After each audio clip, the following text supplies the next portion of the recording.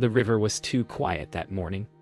The kind of silence that swallows the sound of oars and breath. Elias Crane felt it first. That subtle wrongness beneath the fog, the way the current tugged against the boat, like something alive beneath. Then came the glint, a dark shape spinning lazily in the water, reflecting the weak dawn light. When he pulled it aboard, it was a camera. Waterlogged, heavy, and impossibly old. The leather strap, still damp, seemed freshly torn. And as Elias wiped the lens clean, a faint flash of light shimmered across the glass, as if the camera had just blinked. He didn't speak. Neither did the river. But somewhere downstream, something was watching. Back on shore, Elias placed the camera on the wooden dock as if afraid to wake it. The others laughed, uneasy, calling it river junk. But he could feel the weight of something unspoken in that metal shell. Cameras don't float upstream. Cameras don't find their way home. Elias decided to take it to town. Martha Duval ran the only photo shop left, a dusty place filled with fading wedding portraits and the smell of chemicals. She agreed to try developing the film, but when she opened the back, her breath hitched. The film was dry. Perfectly dry. That night, Elias couldn't sleep. The river whispered like wind through threads. He dreamt of flashes, of faces half submerged, eyes staring upward. When he woke, the camera was gone from his desk.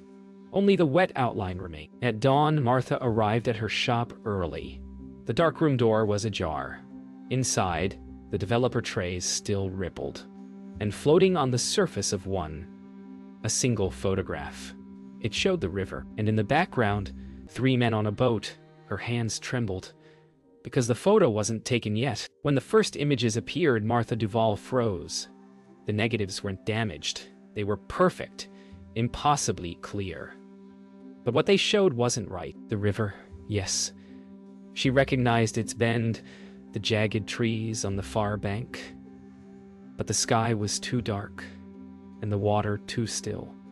In one frame, a woman stood on the shoreline, half turned, as if hearing someone call her name. In the next, she was gone. Martha didn't breathe for nearly a minute. Elias returned to the shop that evening. Martha showed him the photos, her hands trembling. "She's not from here," Elias said quietly. "Tourist, maybe?" But then Martha held up another photo. The woman again. Closer this time, her face clearer. She wasn't posing. She was running. The next set of photos chilled them both. The forest, darker now. The woman kneeling beside the water, hands clasped. Someone standing behind her. A man wearing a coat, face hidden by shadow. And in the final frame, only the river. But when Martha tilted the photo under the light, faint shapes shimmered beneath the surface, like eyes staring back. Detective Roy Haskins was called in. A man who'd seen every kind of cruelty, but never anything like this. He listened to Martha's story in silence, studying the photos one by one. Then he stopped at the third print, his finger tracing a mark in the corner. A strange symbol, circular, carved into a tree behind the woman. He had seen it before. Years ago, on a cold case that was never solved. That night, Martha couldn't resist returning to the lab. The prints were dry, laid out in rows, but one had changed. The woman in the picture, Claire, was no longer looking away. She was staring directly into the lens, and her mouth was open, forming a word Martha couldn't hear but somehow understood. Run. Her name was Claire Henley. A tourist, vanished 3 years ago on a photography trip along the Columbia River. No trace, no body. Just her car abandoned near an overlook. The local paper called it another disappearance by the river. But now her face stared from a photo that shouldn't exist. Detective Haskins reopened the file. The ink was faded, but the questions were the same. Why had she been alone? Who took the pictures? And how did her camera end up drifting back to shore after all this time? The address listed on her permit led them to an old motel off the highway. The owner remembered her. Quiet girl, always with her camera. checked in on a Thursday, left her room neat. Except for one thing. The mirror had been turned to face the wall.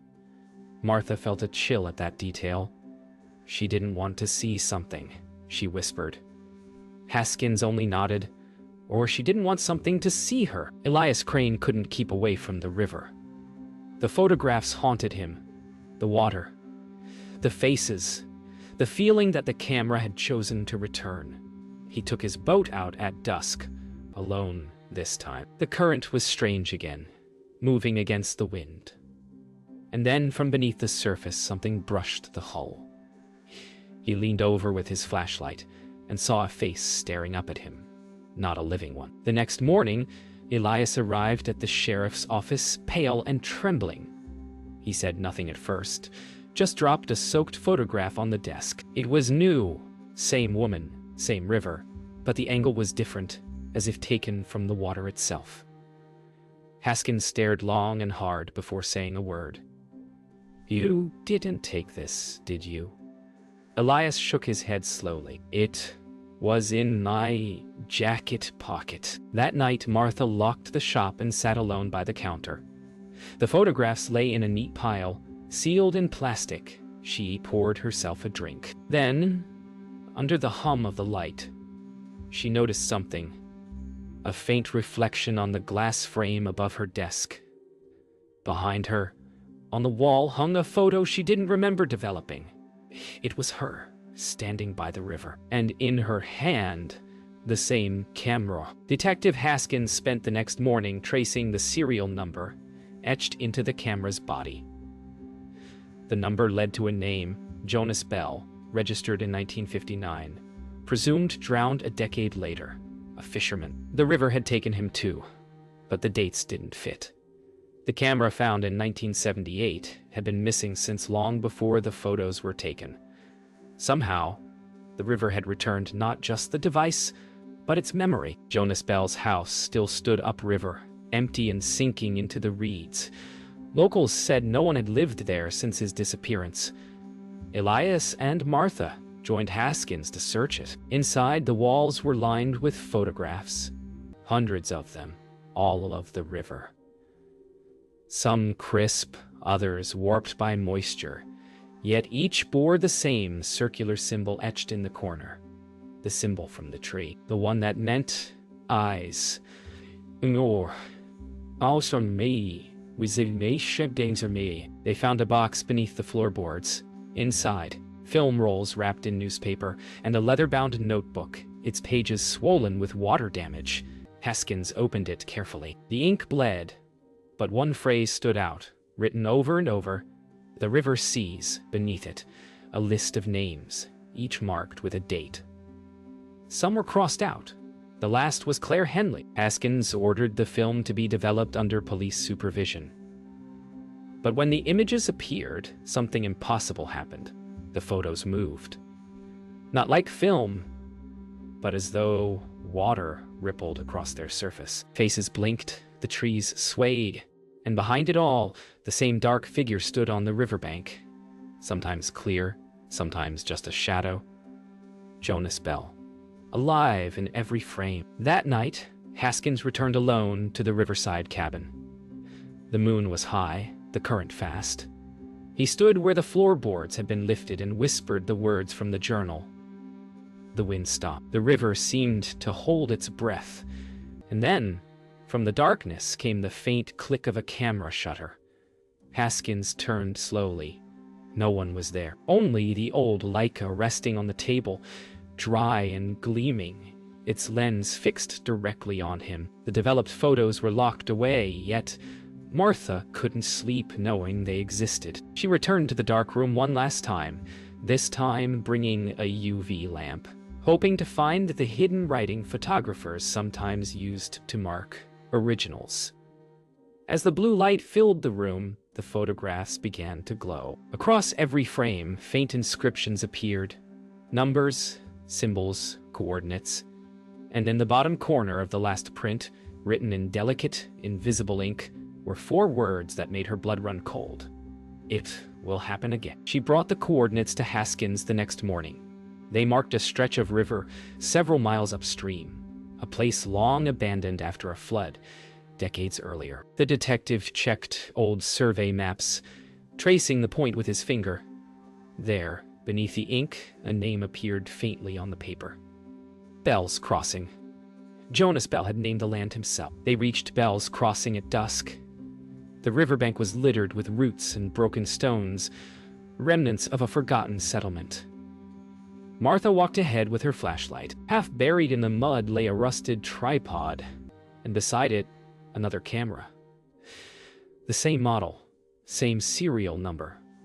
2 cameras. One name, the second camera was dry. Elias Crane arrived uninvited, drawn by something older than logic. He stood at the edge of the water, staring into its mirrored surface. For a moment he thought he saw himself reflected, but then the reflection smiled back before he did. Behind it, another face drifted into view. The woman from the photographs, Claire. She whispered a single word he couldn't hear.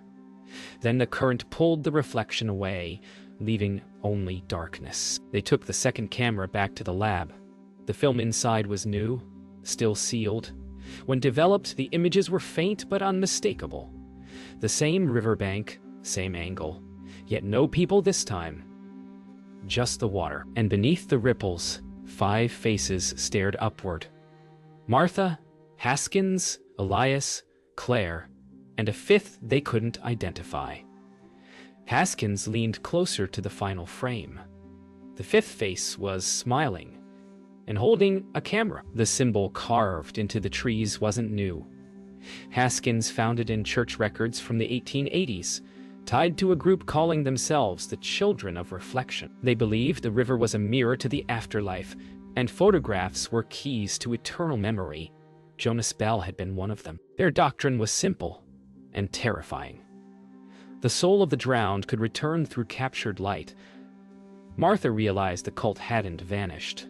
It had been waiting. The deeper they searched, the darker it became.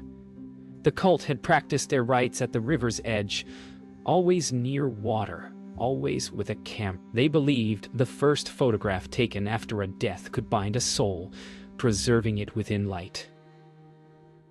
Jonas Bell had been their last practitioner, excommunicated when the ritual turned fatal. But his notes spoke of something else, of a final exposure that would open the river itself. Elias returned with something wrapped in cloth. He'd gone back to Bell's Crossing and found it buried near the bank. A mirror framed in river stones. When he set it down, Martha saw her reflection shimmer like water. Then, faintly, Claire's face appeared behind her shoulder, and in Claire's reflection stood Jonas Bell. Haskins grabbed the mirror to turn it over, but the surface rippled. The reflection reached out. The mirror shattered on the floor, but its surface didn't fade. Instead, the fragments kept reflecting the river. Each shard showed a different scene. Faces, trees, the current flowing backward. Martha fell to her knees, her reflection fragmented across the glass. In every shard, her expression was different. Some terrified, some calm, one smiling. She whispered, trembling, "He finished it." Jonas finished the ritual. Haskins ordered the fragments sealed, but the next morning the evidence room was empty. Every photograph, every negative, gone. Only one thing remained on the table. A single photograph, freshly developed. It showed the river at sunrise.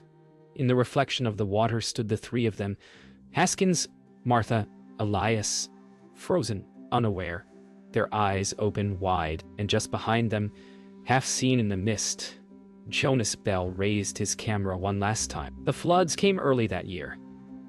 By dawn, the Columbia had swallowed half the valley, churning black and cold.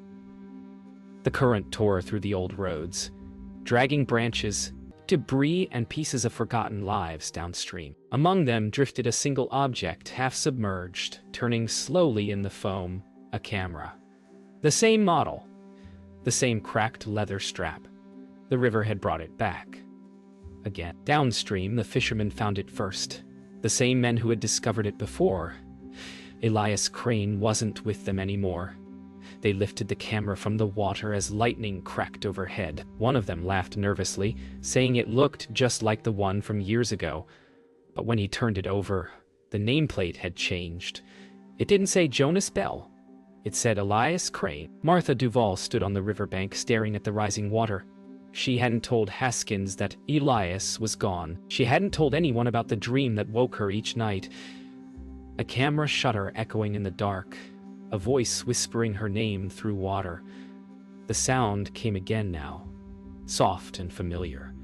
A click, then another, and when she turned, the river was full of flashes, like hundreds of tiny lights beneath the surface, taking pictures all at once. Detective Haskins returned one last time to Bell's Crossing when the rain ceased.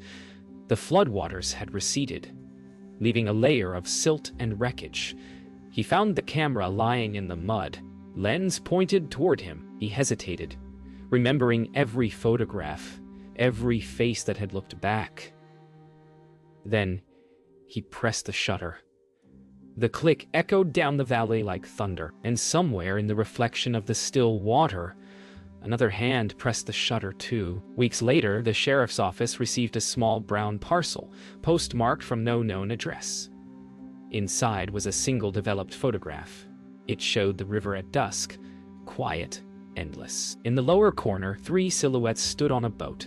Elias, Martha Haskins. Their faces were turned away, their reflections clear beneath them. But in the reflection, they were smiling. And behind them, faint but visible, hundreds of other faces stared upward from the depths, waiting for the light.